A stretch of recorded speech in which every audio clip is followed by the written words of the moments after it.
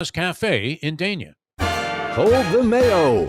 It's time for Mike Mayo's Lunchbox. Find out what's being served with Mike, Defo, and Lubie, the only show that covers food, sports, and the proper maintenance of your car.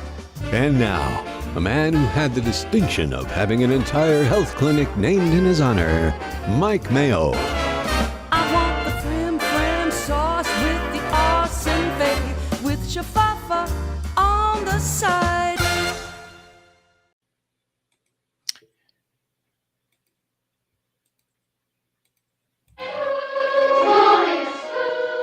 I don't know, Lubie. Do we want that every day? I only do that. These are Lauderdale days because there's a Lauderdale. Welcome to the Lunchbox. We are back alive with Lubie and Mayo. There is no Defo today. There's no joy in Mudville when Defo's not around.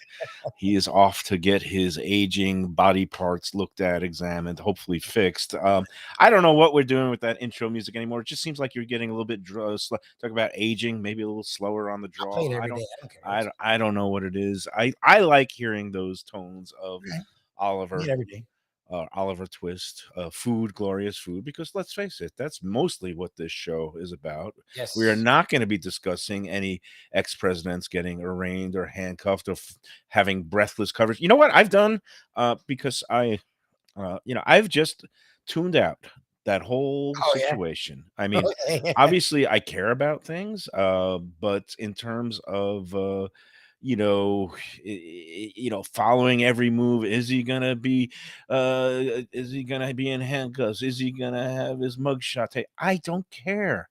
I don't care. And you just feed into that guy's whole essence, which is attention. He craves the attention, and every news channel. I almost fell into it the other night when the news was first announced the other day. And we don't talk politics here, and I'm not talking about who you should or shouldn't vote for in the upcoming presidential primaries and elections. And God, that's a year away. And I can't even anymore. So it is next year, right? I can't. Yeah, 2024. And every time there's a leap year, we have a presidential election in this country. That's how it works usually. And that means, everybody's going to start throwing their hat into the ring already. We have some candidates on the Republican side, the Nikki Haley's of the world and whatnot. It's now a 2-year cycle for basically, or at least 18 months, which is crazy. I mean, I like the British way, or where like 6 weeks. Yeah, it's like by law, the most anybody can campaign. They call these snap elections. They have these like vote of no confidence, and you have parliamentary elections, and whatever party gets the most seats in parliament is the controlling party. And if you don't have a majority, you got to form a coalition and compromise. Now, there's a word that used to exist. Man, you're getting me all lathered up, but I didn't say anything. I know. You get yourself lathered up. You don't need me. He was slow on the draw with Oliver Twist, and it got me off the food, and it got me thinking about all these other things. But I was starting by saying when the news came down, and I guess it was Thursday night before I went on my 4-day binge. And that's usually what happens when that person is back in the news and the specter of him dominating headlines and possibly occupying high offices in the land. It drives me to eat. And that was the correlation. I was actually, the food critic for a good, I'm going to say it was like almost 8 months where I did not put on any weight at the Sun Sentinel in 2016. It was only after a certain, let's say November, I think it was 2nd that year when the election occurred in 2016, that all of a sudden it seemed like there's a lot of stress eating and a lot of stress drinking going on in my world. And slowly the needle kept edging up and up as the stress levels kept edging up and up. And it seemed like that was where we were at as a country, that every day there was this reality show where you couldn't tune out because the guy controlled all the nukes.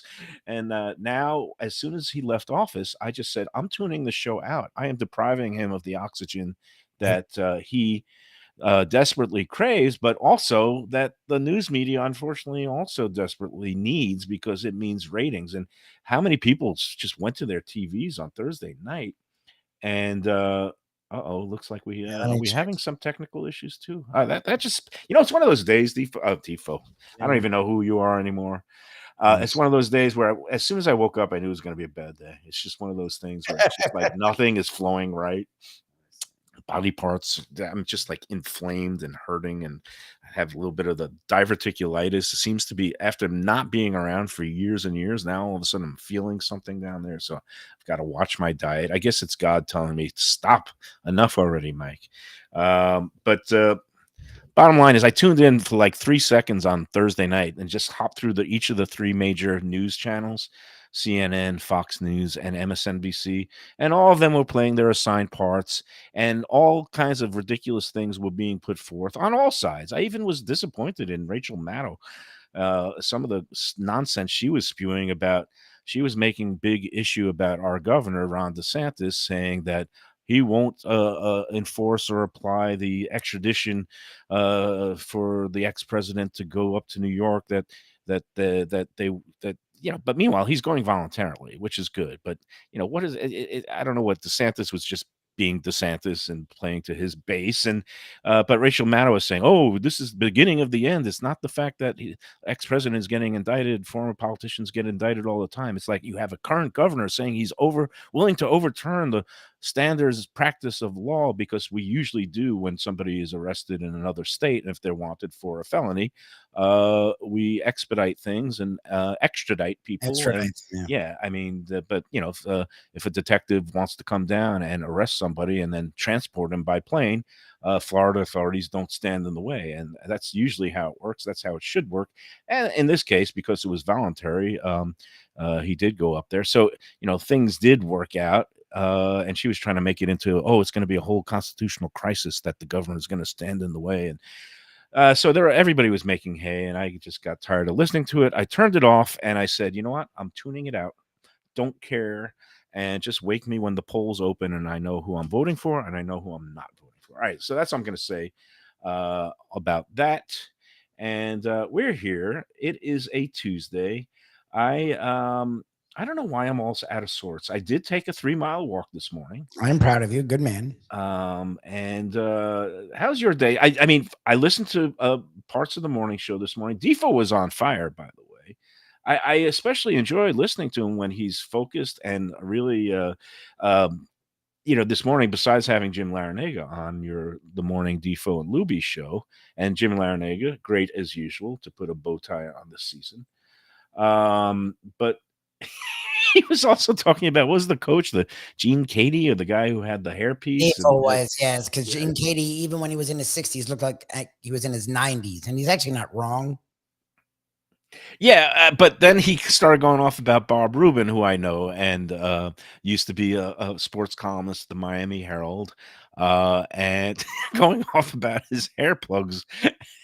And he was talking about the hair plug place in Hialeah. Anyway, that was Defo at his finest, and we miss him today, and we hope that he gets better soon. But onward and upward. All right, I'm avoiding. Do you notice my avoidance issues today, Lubie? I'm curious how we're going to touch on this topic. Okay, so what I've learned is it's like the sports world when it gets to my mom, who's not my wife when it comes to sports. She likes sports. She's not an enthusiast, but she likes sports. When something happens, my mom hears of it. I'm like, oh, okay, it's become a big deal. When something happens in South Florida or the food world, and my wife is like, have you heard of this? And I'm like, yes. And I'm like, okay, it's going to be big. And that happened today. So yeah, I figured we would talk about it, and it would be cool to have Defo here. But even without Defo, we have to touch on our friend and his most recent issues. And I'll leave that to you, sir. Okay. Well, first of all, I guess I'm a little bit unclear about, because you mentioned that, did he go back? All right. What we're talking about is Esposito's New York pizza Italian restaurant in Davie on University Drive. A couple of months ago, the owner, Joe Lay, basically became a internet viral sensation for the wrong reasons. When you're a restaurateur, is he basically his restaurant got closed down for having different issues, mainly involving roaches and live roaches in the kitchen. It was shut down at the time a couple of months ago. They reopened the next day, and he was mortified. He said it never happened in almost 20 years at that location where he got shut down. He prides himself on having a clean shop. And But like 2 days or 3 days later, Jeff Weinzier, who does the Dirty Dining segments on Channel 10, the local ABC affiliate, showed up, camera crew in tow, attempted to talk to him about the roach issue, and Joey did not handle himself well that day. He actually kind of had a meltdown. He was, I guess, upset because instead of coming through the front door and asking for an interview, Weinzier's camera crew was like lurking around the back alleys, and they filmed some stuff through an open door.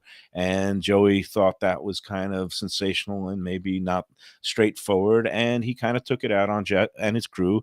And when confronted with the question of, why were you shut for roaches, he came back with, your mother has roaches, which at the time seemed a very, a visceral response, not the best way of crisis management. But nevertheless, when you're I guess, a business owner who's seeing a potential ruination of your whole restaurant business, he reacted in a not so good, panicked way, and basically, that video, and he also cursed out Weinzier pretty fiercely, and Yes. all that footage and tape made it into Jeff's initial package, and what we ended up coming out afterwards and saying we didn't find it the fairest report because it was the only restaurant to get shut that week. It was his first shutdown. If there were other places that had happened repeatedly, we said maybe, that he wouldn't have even been spotlighted. It was an unfortunate series of events that led to him being spotlighted, and then his meltdown occurred. And I just always see the human side in people, and I said, well, this place has been around for a while. I want to just talk to the guy. So I went out there unannounced a couple of weeks later. I did have a phone conversation. He kind of reached out to me because he put up something on the Let's Eat group, kind of an apology. Yes. And I said, I'm going to come out there sometime just to kind of talk with the guy. And that was an unannounced visit. He didn't know I was coming. He didn't know to prepare the greatest food for me or anything like that. And, I went out there. It was probably like that week after that, or a couple of days after the initial report of the shutdown, and had a very nice lunch, had a very nice conversation. I took a full tour of the kitchen. I didn't see anything. It looked spick and span clean, spotless. And the front of the house, again, the place looked beautiful. And I said, you know what? This is a place I would not hesitate to eat in. And I had a good lunch. And I said, maybe we'll come back and do a show. And well, first of all, first thing we did is we had a show on the Lunchbox where we first spoke with Joey and got his side of the story of what happened, and then we had Jeff Weinzier on and we got his side of the story, and his side of the story, we thought was a little bit unforgiving in that he didn't mention that it was a first offense. He didn't try to put anything into context, and I thought it was a little bit of an unfair journalistic hit job that he did. And that he's not interested in having a reasonable sit down. He kind of, it appears that he wants that confrontational moment outside. Yes. That's part of, I don't want to call it entertainment, but these newscasts now, part of it has become entertainment, and that's part of the shtick. And I didn't think that's fair when you're dealing with people's livelihoods. So, we had that show, and then we decided we're going to go and actually do a lunchbox at Esposito's, and Joseph Lay is the owner. He came on. He, fed us well. We all enjoyed our things. And Lubie, some people that have worked for him and for years. for years. So, we all have our, I guess, background with different people. And look, Joey, I guess he's a New Yorker. He can be an abrasive figure. There were some, reviews and comments on different social media sites, including Let's Eat South Florida, that sometimes he's maybe not the most cordial, hospitable host, and that sometimes he'll, make guests feel, bad or uncomfortable if they don't like things. You never know. When you run a restaurant that long, there are going to be some days where things happen. You're not going to make 100% of the people happy. Yeah. And we accept all these things. But, basically Joe maintained to us that he was going to, he's a neat freak, that this would never happen again. And so on and so forth. And we had our meals. And I said, you know what? I've eaten here a couple times now. I've never had any ill effects. Definitely much better value than Carbone in Miami and South Beach. A veal chop on the bone there we had that day for like $38 with spaghetti, a big man. Yes. I mean, it seemed like and he had all these plans of building an outdoor terrace area, patio, and so on and so forth. Anyway, one of the things that happens when you fail and when you get shut for an inspection is They're the probably keeping state an eye on. usually comes back to do another surprise inspection within 60 days. There's different levels of your risk levels. So a restaurant that gets shut, their risk level gets elevated, and then instead of just being sometime in the next 6 months, the next inspection comes sometimes in the next 2 months. Well, that inspection happened last week, and unfortunately, there was some live roach activity. This time was only two, and it was along the ceiling. But there was also fruit flies at the bar, which pretty much every restaurant. I don't want to make excuses anymore. Okay. It was another lengthy and bad inspection report that led to a shutdown.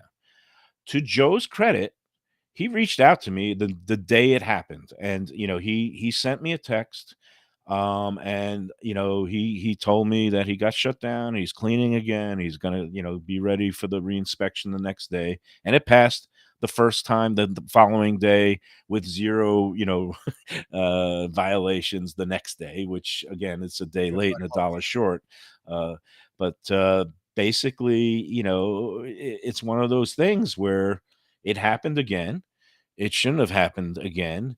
I don't know why. Look, I'm a homeowner and I've had a recurrent roach issue now lately. There must be a nest somewhere behind some wall or in some pipe where at night now I'm seeing, and I have pest control treatment comes once a month, and I could call them for retreatments. And, for a couple of nights in the last couple of weeks, I've seen live roaches crawling across my kitchen floor, and they're coming out of the utility room. Now, I don't run a restaurant. Yeah. And when I see a live roach, I get out the can of Raid or I step on it with my sandals and I kill it.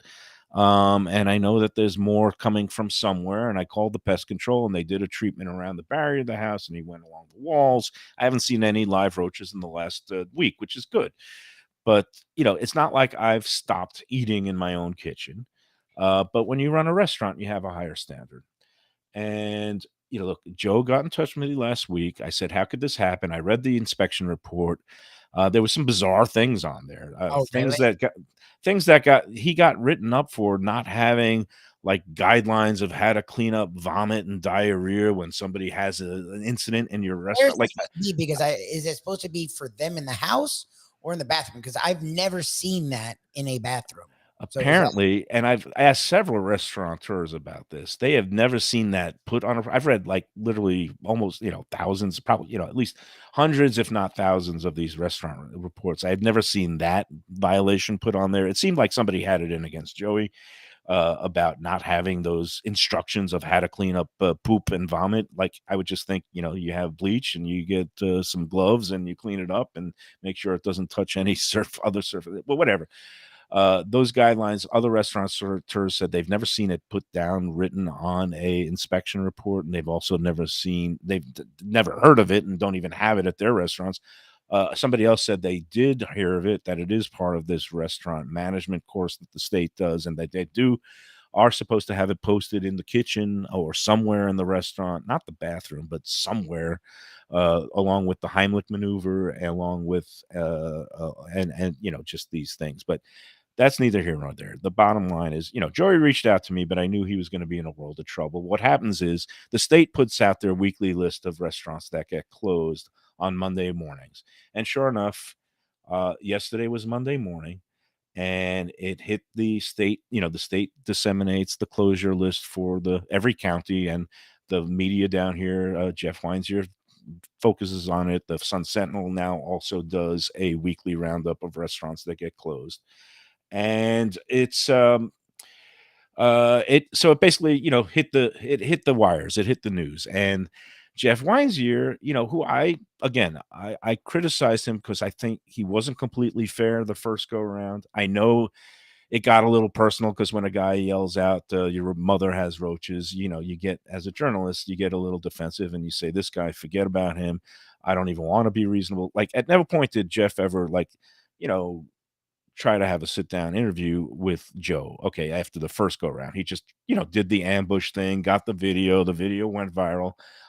He did his bit on our show, and Joe did his bit, but they were separated and they never kind of crossed over and talked to each other.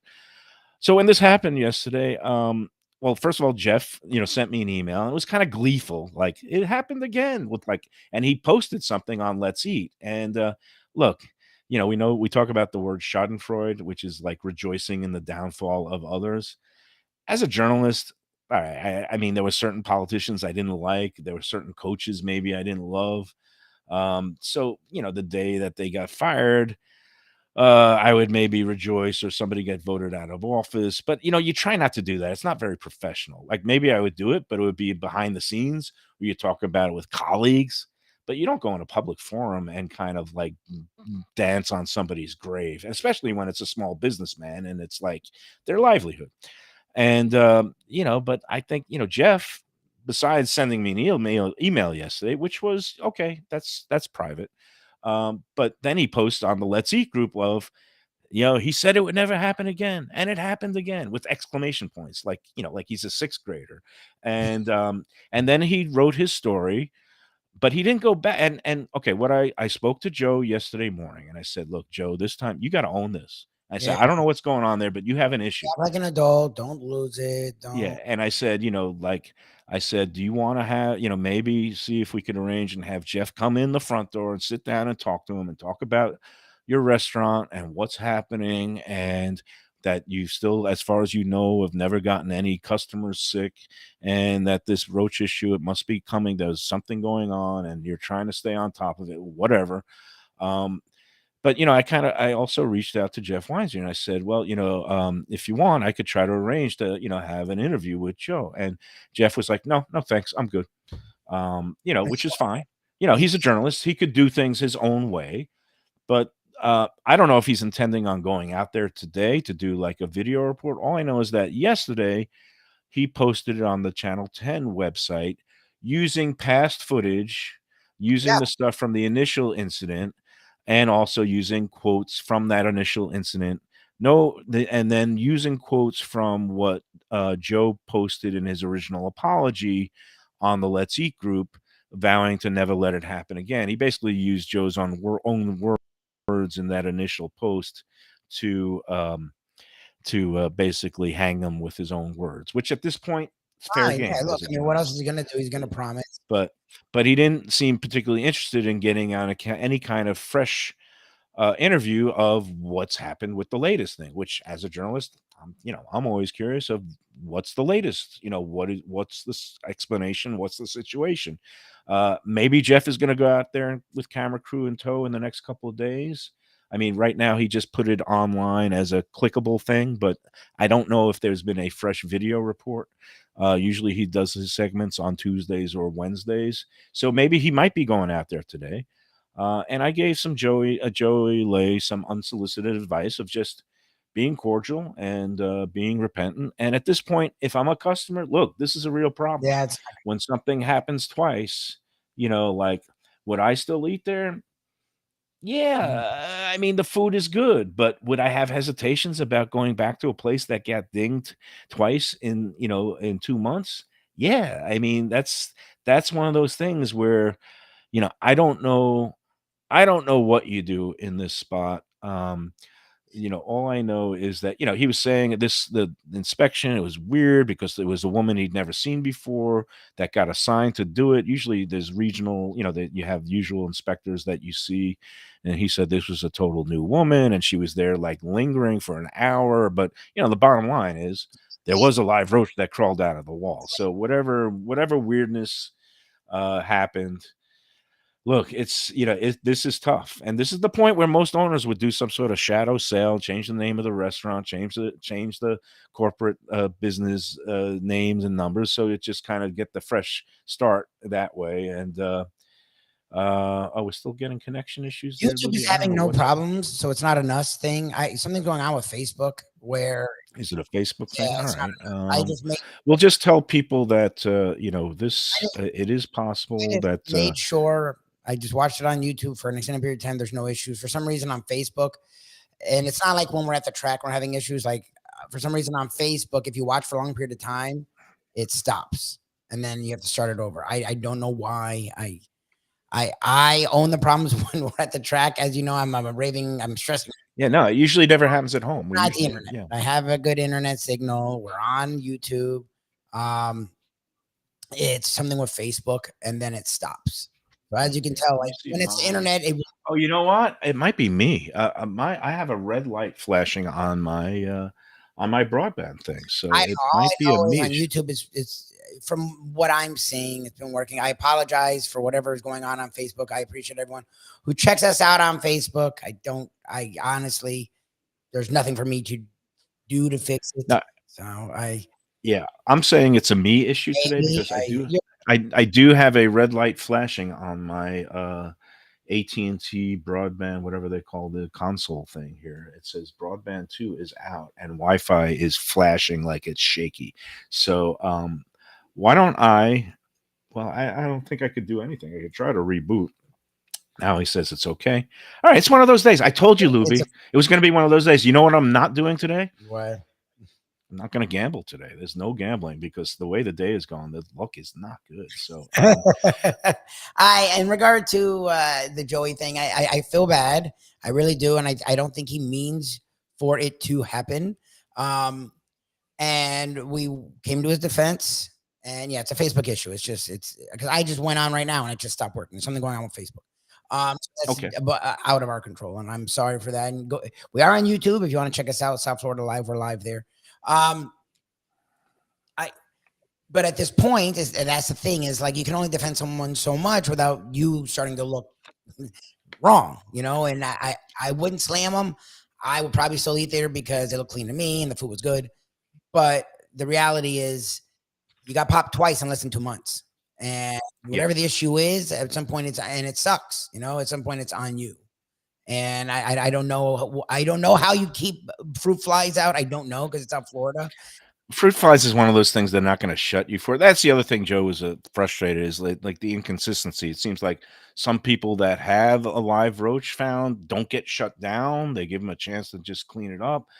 Yeah, it seems like some things are a little bit arbitrary and unfair. Like a place that has fruit flies and some other, and the other thing that also happened to him that day was I guess one of his walk-in coolers was busted or on the fritz that it had a compressor issue. It was freezing.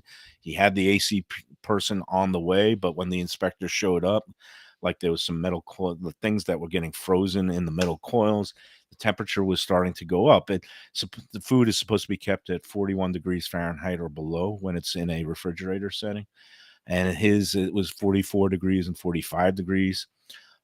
It was at the point where not all the food had to be tossed because it was considered spoiled. You see that sometimes when it's in the 50s, 52 degrees, 57 degrees, state will make them toss every food that didn't was in that temperature range. But when it's in that 44, 45 degrees, and this is kind of things, and this is a broader discussion of, what you should look for when you're looking at restaurant inspections, what is disqualifying, when you should not go back to a restaurant, what is a sharp consumer supposed to do? And in my case, as a critic, there were certain restaurants I would just disqualify and not review if I saw there was a pattern of things that, I wouldn't want to even go in there and recommend the place, even if the food was good. Joey's place at this point, unfortunately, would not be reviewable in the Sun Sentinel when you get twice in a couple of months. There are other places that you have the one thing that happened and then they stay on top of it. So, and it's also happened up in Delray Beach where I'm responsible for kind of some of the restaurant content on the Best of Delray Beach app. We've had 2 situations in the past year where we've pulled restaurants from the app because of things that happened with inspections. And one of them was actually, it might have been 3, but one of them was a place called Detroit Eats up in Boynton Beach. It was like a Detroit style pizza place. And they also had sandwiches, but they had a rodent issue that was pretty bad. We pulled them from the app, and it turns out they were at the end of their lease and they ended up closing the store and they're going to relocate somewhere supposedly, but they haven't reopened yet. And again, you find that these things tend to happen where restaurants either become neglectful or just not doing their usual maintenance slash pest control issues when a place is having financial difficulties or run down or is in the middle of a sale or the people are getting out of the business. And something like this happened now up in Delray Beach, a popular place called Granger's. It's been there for since 1995. It was like a family-owned diner type place, breakfast, lunch, and the family that had been running it for all these years had the restaurant up for sale. And they were, I guess, just tired. They were tired after the pandemic. They had cut back their hours. They used to be open every day. Then we were only open 5 days, and you could just tell they were kind of like petering out. And they had this inspection where they were closed by the state health inspectors for, it was like 350 rodent droppings, along with I think bug issue. And it's like Oh, when it jeez. gets to that Oh, point, jeez. like it means somebody's like, there's either willful neglect or incompetence. Like, if it's one thing if you see a couple of droppings and like, oh no, there's some rats in the attic, or we gotta figure out. But when there's like 350 all over, that means just somebody shrugging their shoulders, like, nah, let it go. And for that reason, we took the Grangers off the Best of Delray Beach app, and the bottom line is the restaurant now has been sold.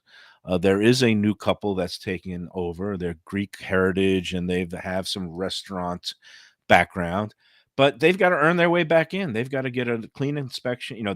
The restaurateurs have spoken to my man Dickstein. He was in there the other day, and he said, yeah, they know they've got some work to do and reestablishing some trust and cleaning up the place and getting some a clean inspection under their belt, and then we'll consider putting them back on the app. But that's basically how I work. I'm a forgiving person.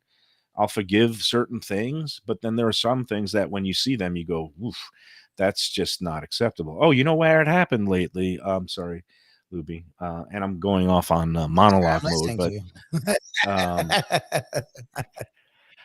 well, a popular place run by a well-heeled restaurant corporation down here, the Rocco's Tacos in Delray Beach, got dinged last week and shut. It was reopened the same day, but it had all kinds of issues. And this is owned by, it's called Big Time Restaurant Group, which they also run the Louis Bossi's and Elisabetta's and City Oyster. I mean, they do a good job.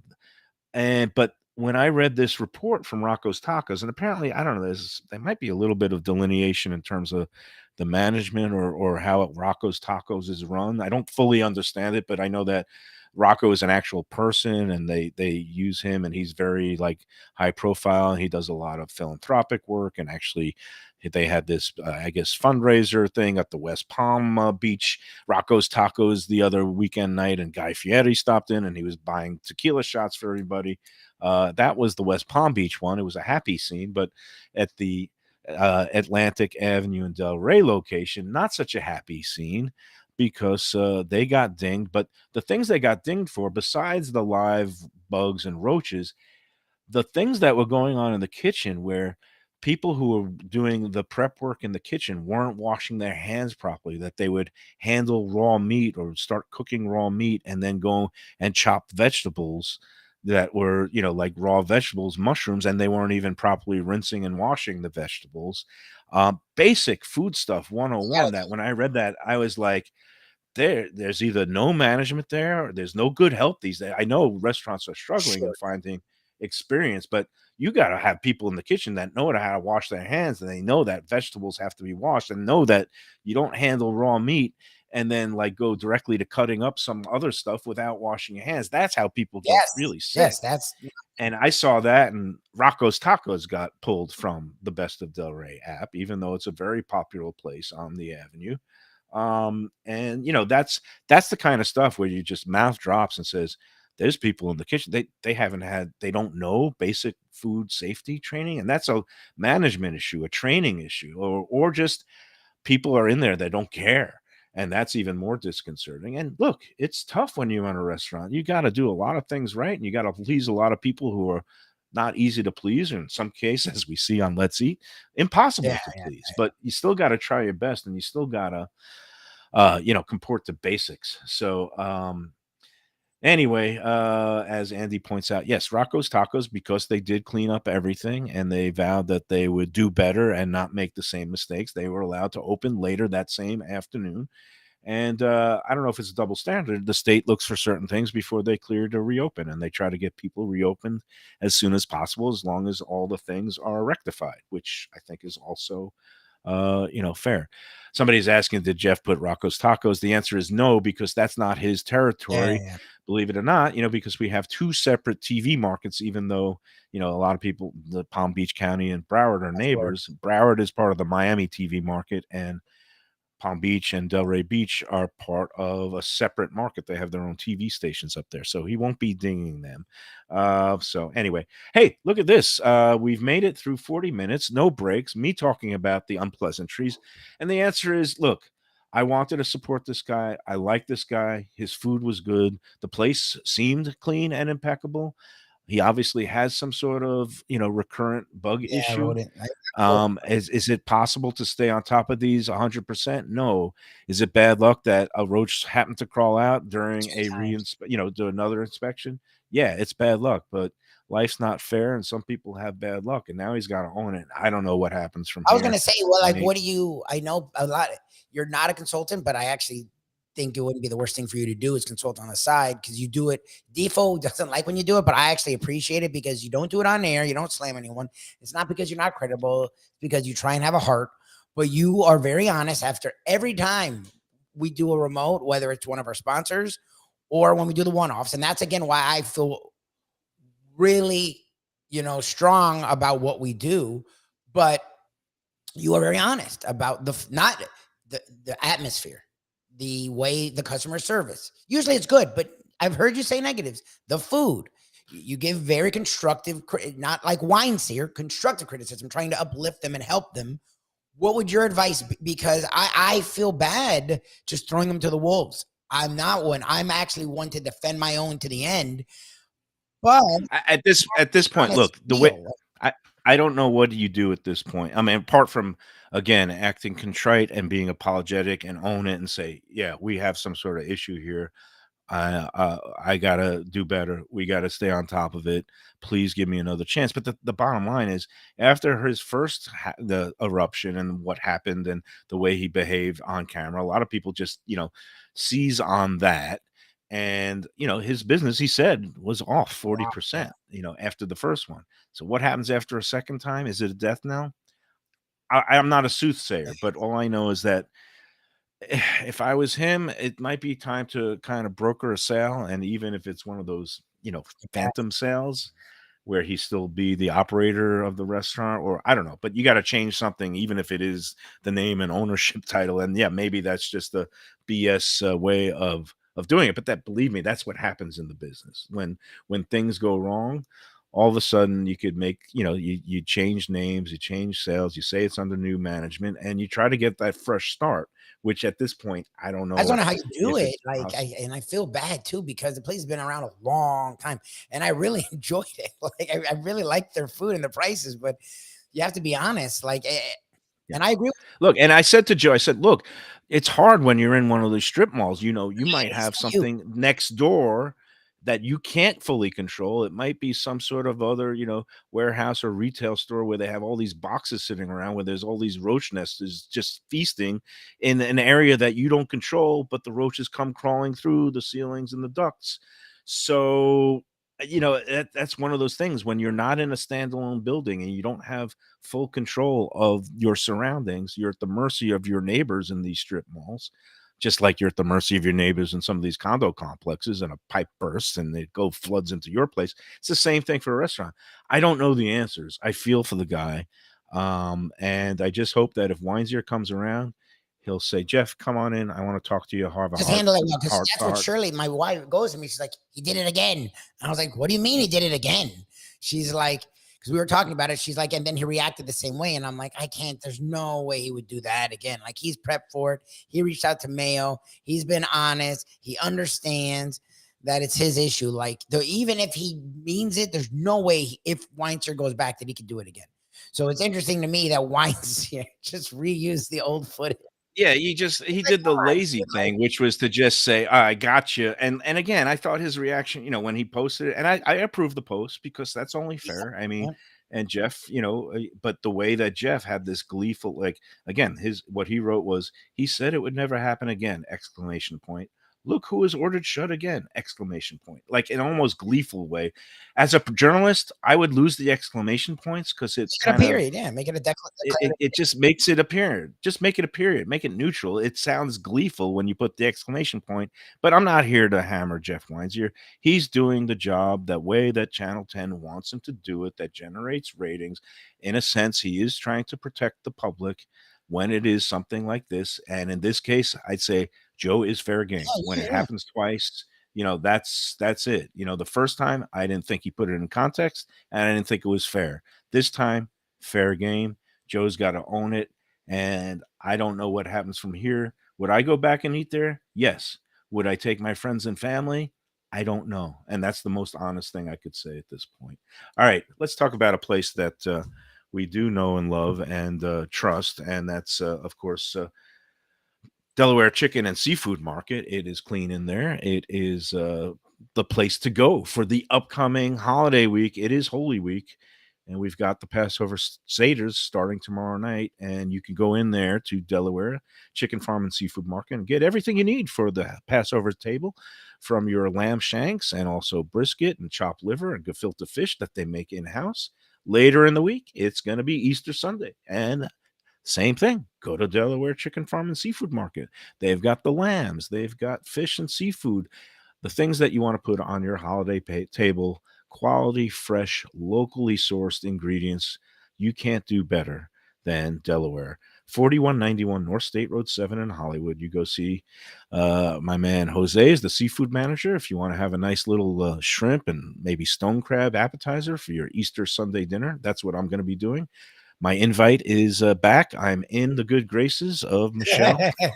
I don't know about good graces, but acceptable graces. You're accepted. And so I'm excited. I'm going to be doing some shopping later in the week for Easter. And I might stop by there actually later today to pick up some chopped liver and gefilte fish for the Passover table. I'm going to be celebrating with Mom and my brother tomorrow. Again, you get everything you need just, for the basics of every week to week, and especially for these special occasions. Delaware Chicken Farm and Seafood Market. They're open every day. DelawareChicken.com for all their weekly specials and daily offerings. They have curbside pickup if you want. Better yet, go in the store and see that beautiful display cases, all the stuff that you want to get. Grab and go stuff. They have the fish and salmon dips that are great. Makes a great appetizer for the holiday meals too. Delaware Chicken Farm and Seafood Market. Tell them Mike Mayo, Lubie, and Defo on the Lunchbox sent you. We send you there, and we, sans Defo, will be here when you get back. Talk maybe a little bit more about the Easter and Passover food delights or food tastings. Not always delightful with Passover, and more in your food world next right here on Mike Mayo's Lunchbox. People come to me and say, Mike, where should I go out to eat? I got guests coming from out of town. Where should we go? Café Seville. That's the answer.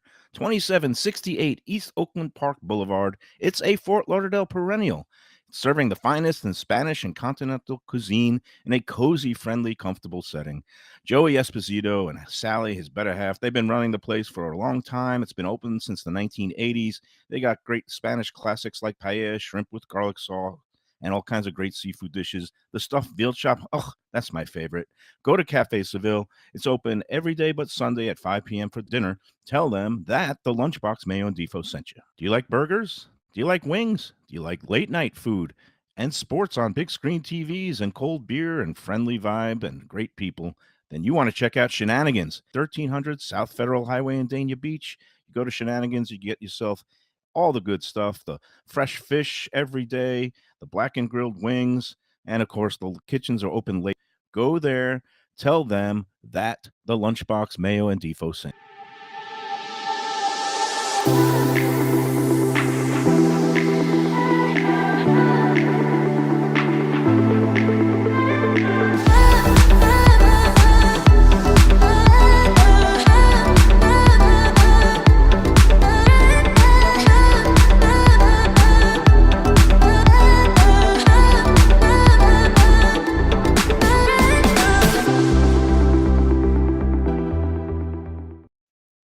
Looking for a great place for steaks, seafood, and more? Go to Tropical Acres Steakhouse and Butcher Shop. It's at 2500 Griffin Road in Dania, just west of I-95 and the airport. They've been there a long time, since 1949. That means they're doing something right.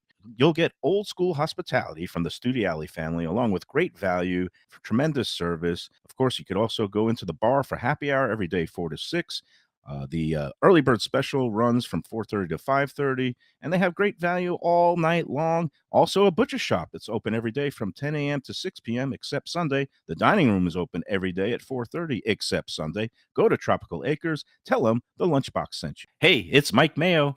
When the Brooklyn boy in me wants a good bagel with Nova or some matzo ball soup, homemade knishes, or a great deli pastrami sandwich on rye, you know where I go? Grandpa's Café in Dania Beach. It's been around a long time, an institution, but a little over a year ago, a pair of New Yorkers came in, bought it, and refurbished the place. It's beautiful, and they are now serving great breakfast, brunch, lunch. They've got the omelets, they've got eggs Benedict, they've got all kinds of great baked goods like rugelach. Grandpa's is just off Federal Highway on Southwest 1st Street in Dania Beach. It's open 7 days. Go in there, tell them that the Lunchbox sent you. When I'm looking for some wicked good food for a wicked good lunch, there's only one place to go. That's Wicked Cheesesteaks in Fort Lauderdale. It's at 4824 North Federal Highway, just south of Commercial Boulevard and across from Holy Cross Hospital. My friend Brian there, he will hook you up with some really tasty treats. They've got cheesesteaks just like the best you can find in Philly, along with lobster rolls, because that's where he's from, Maine originally, and they have wings and pizza and everything you want to have a really good time. Wicked Cheesesteaks, they're open every day but Tuesday. Go in there on a Wednesday. They got buy one, get one on cheesesteaks from 5 to 8 p.m. Check them out online, wickedcheesesteaks.com.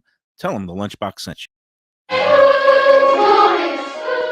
We're back on the Lunchbox. It's a Defo list Tuesday, which always makes, well, actually, it made me just ramble on and on. I felt like Defo myself there. I'm sorry about that, Lubie, but I think it was a substantive discussion about, which, I guess we try to keep it light a lot of the times. But when it comes to food safety, health inspections, these are topics that a lot of people are interested in, and especially on the Let's Eat South Florida group. And, people seem to really respond to the ick factor where there's bugs or rodents involved. But really, the thing that'll get you in restaurants is unwashed vegetables and a food that's not stored at proper temperatures, because that's where the foodborne illnesses and the gastrointestinal problems come from. Is not because some roach is scampering around the back wall. It's unless a roach is getting into your food. The droppings is not really going to, most cases, harm you, no matter what Jeff Weinzier tries to sensationalize and say. But it's definitely those temperatures. I find myself that I have the most problems with, GI problems. And I don't want to ever call it food poisoning, because food poisoning is hard to, you can't prove it. Unless numerous people all eat the same thing and all get the same symptoms at the same time. All I know is that sometimes I have some issues after I eat a certain thing. And usually it's when I eat like raw food, like salads, like if it's not properly washed. And a lot of this, like the E. coli or some of these other bacteria that remain on the vegetables, if they're not properly washed and rinsed, that's what gets me a lot. So that's why my motto now is avoid salads at all costs. I'm sure that's a new trend. I've become like Burger Beast. Oh my God, all I'm eating is. And I don't know if we were tough on Weinzier. We were honest about Weinzier, and I'm sure he caught wind of it and he feels vindicated, and he's allowed to do the touchdown dance if he wants. It just doesn't make any sense to, like, if it's such a news program and he just wants to bring news, which he's lying. But if he wants to purport that idea, that's fine. But then when the guy gets popped, don't do a touchdown dance, because you're pretty much admitting to us you didn't like that we called you out on your nonsense. Ha ha ha! Back to us. Okay, well, it's not just us; it's also to Joe, because Joe cursed him out, and Joe invoked his mother, and I would get pretty upset. I meant all of us. I meant Joe. I meant Ken. I meant you. I meant me. Yeah. I meant Defo. We did a whole show, and we spent half the show calling out Weinzier, ha ha ha, laughing. So that's fine. If he wants to feel vindicated, do you? I'm just telling you, we're owning it. So Look, my professional criticism of Weinzier stands on that first report. I don't think he was fair, and he didn't put things in context. I think it begged to be included that it was the guy's first shutdown at the time, especially since it was the only guy to get shut down that week. He was the one who got spotlighted. And of course, then he does his meltdown. And instead of doing a fair report by pointing out some things that would have been fair to point out, Jeff decides to just go the whole sensational route and play up the whole good. Look, the guy had a meltdown. He did the worst thing he could do on in front of TV cameras. But he's not a sophisticated. He's not a public figure. He's not a politician. He's not a guy who's practiced in the art of He's media not a marketing relations. kid. And I feel bad for people like that, regular people who get caught up in situations and just snap. That's what happened to the guy. But now look, he's been through that first experience, and unfortunately, the second Yeah. experience occurred again way too soon. Yep.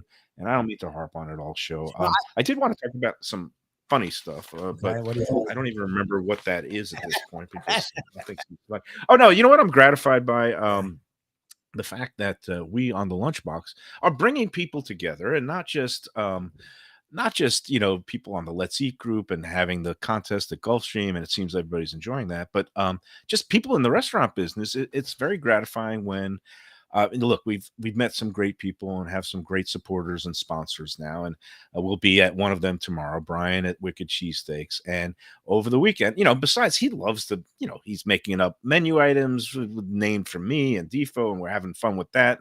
And not to be reminded, but the Defo sandwich is kicking my sandwiches pork butt. But also, like, I mentioned to when we did our remote last week with Nikki Mohan out of Christina Wan's, the longtime Chinese restaurateur, and she was mentioning how she loves cheesesteaks. I mentioned Brian's place, and lo and behold, she goes out there over the weekend, and Brian sends me a picture, a selfie of the two of them.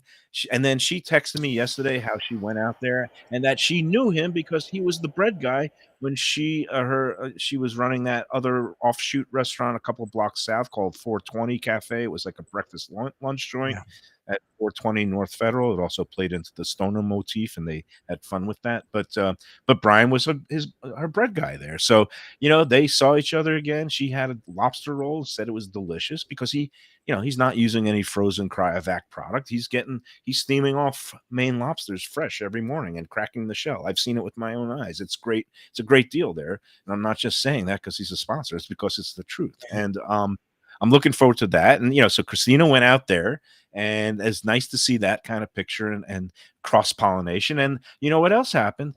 I saw Joe, our other Joey of Cafe Seville, who always gets perfect inspections at Cafe Seville. I went in there. He was out at Gulfstream. His restaurant is closed on Sundays. He loves sometimes going out just to the track and having a day of unwinding, playing the ponies. He owns a couple of horses now. I'm talking about Joe Esposito at Cafe Seville. And he went out to 10 Palms with his usual crew. Who comes up to him? Joe Beige, Joe Beja, and they start talking. And because I told Joe that Joey was going to be out there, I was hoping to get out there Sunday, but Dick Steen got in the way. Now I had to go up to Delray and do some stuff. But the bottom line is, they're talking, they hit it, and then Joe B took care of Joey from Cafe Seville, and it's nice. It's nice to get people together, and we're going to get together at the end of the month. It's going to be a happy occasion where we're going to go down to Gulfstream. I'm going to call it the Lunchbox Brunch Bunch, or it's going to be the brunch bash. April 30th. We're still working out all the details. Well, we got the main details. We got the date, April 30th, Sunday. We got the time because the restaurant 10 Palms at Gulfstream opens up like 11:30, 12 o'clock for your full Sunday brunch buffet. The races will first post at that time of the month. It might be 1 o'clock. Right now it's at 12:50, but you could stay and play there the whole day. Yep. A couple of contest winners are going to be out there, and we're going to have a celebration of the Lunchbox and just having fun and living and eating good food and and being able to bet on a couple of horse races and maybe make a few shekels.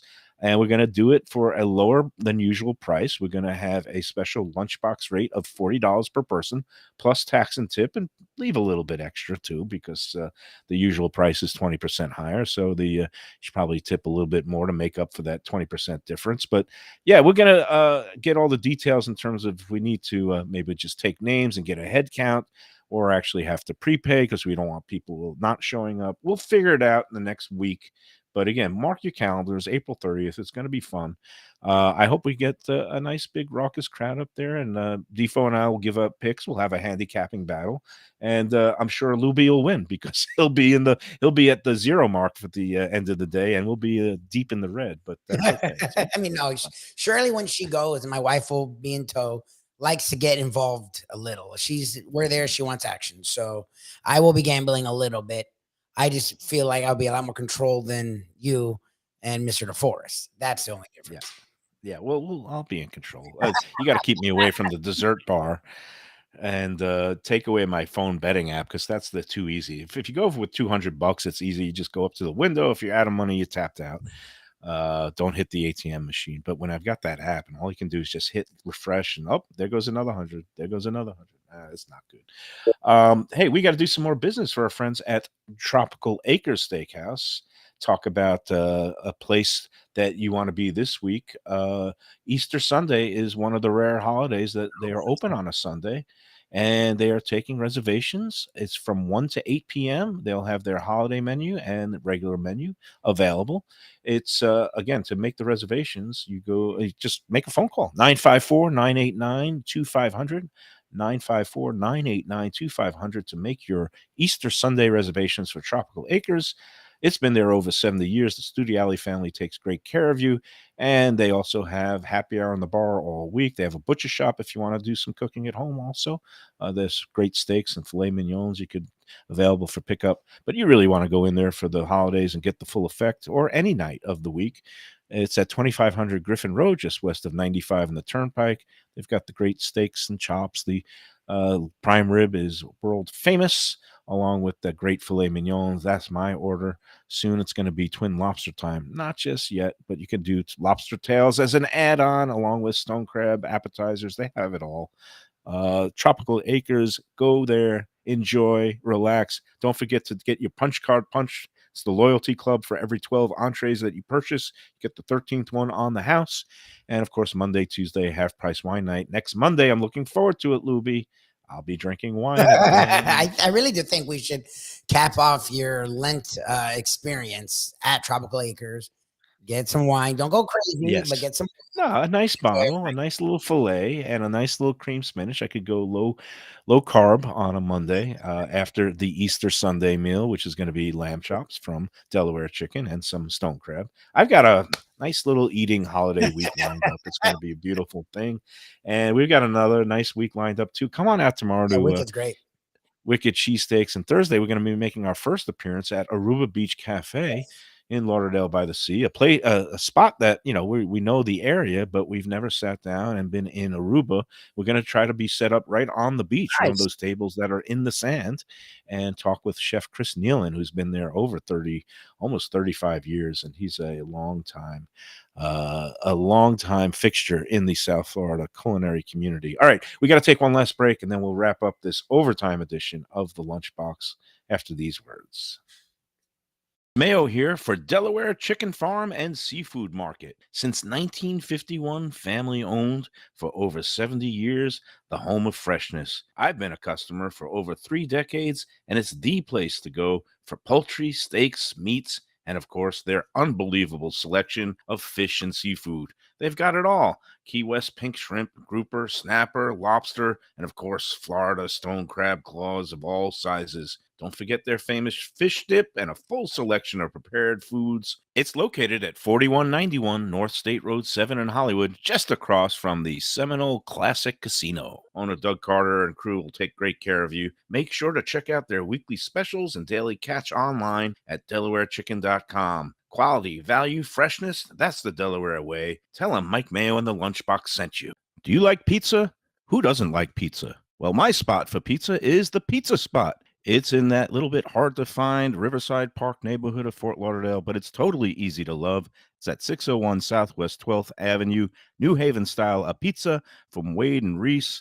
It's a lovely outdoor spot. You could also pick up pies to go at 754-779-7788, 754-779-7788. Again, they're open every day but Monday for lunch and dinner. Some of the best pizza I've ever had.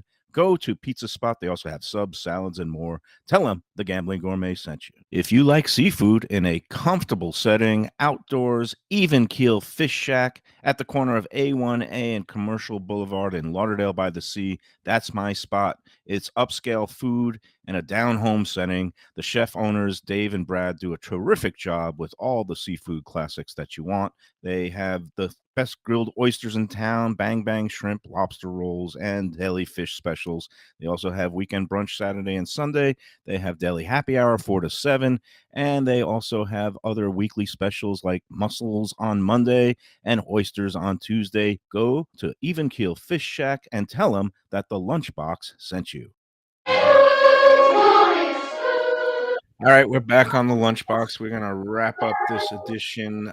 It's the Masters week. It was my favorite week as a sports writer when we actually got to travel and go to the Masters. And tonight is the annual tradition known as the Masters Champions Dinner.